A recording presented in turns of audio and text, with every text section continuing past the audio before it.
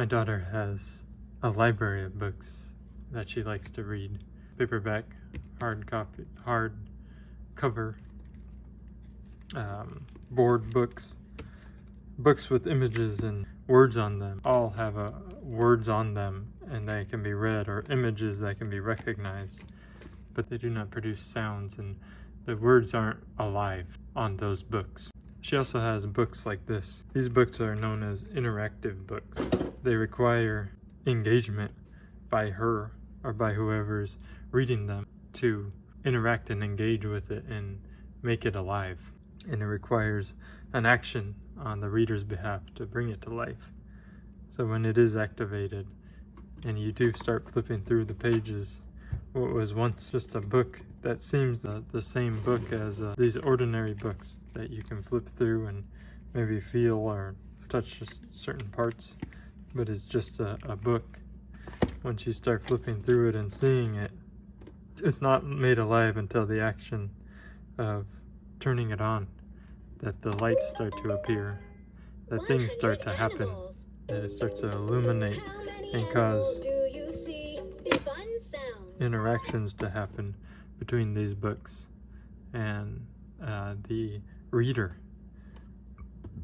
That when you start pushing buttons and pushing on those animals, they're no longer just a picture, but they come to life with sounds and visuals, and they begin to hear what you're touching, what you're engaging with, and it begins to transform into something alive.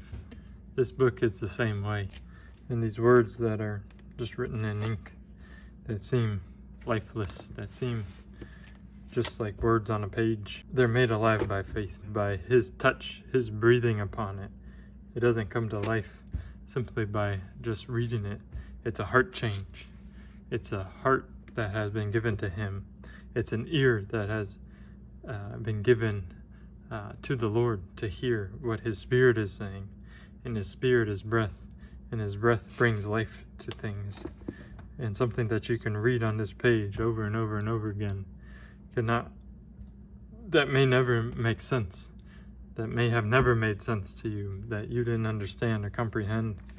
At one moment's notice, He can breathe on it and bring it to life in a way that brings sight, vision, sound, colors, and magnification, and self-examination takes place, and you begin to see and compare your life with this life and the life Himself. A book that is activated by humility and by humbling yourself and dying to the flesh and dying to self daily and pursuing Him with your whole heart, mind, soul, and strength. And in that place, we begin to flip through these pages, and it begins to change everything. We begin to read, and it begins to transform our lives from the inside out.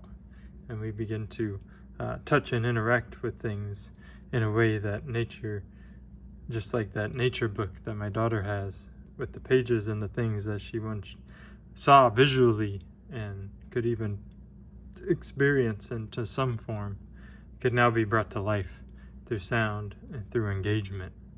Move by faith towards the Lord, and He will illuminate and bring things to life that may feel dead or that may feel insignificant. But there is no death with Him, and nothing is insignificant with the Lord, but the Spirit gives life. Let His Spirit give life and breathe life into you today, and you will be made a living soul.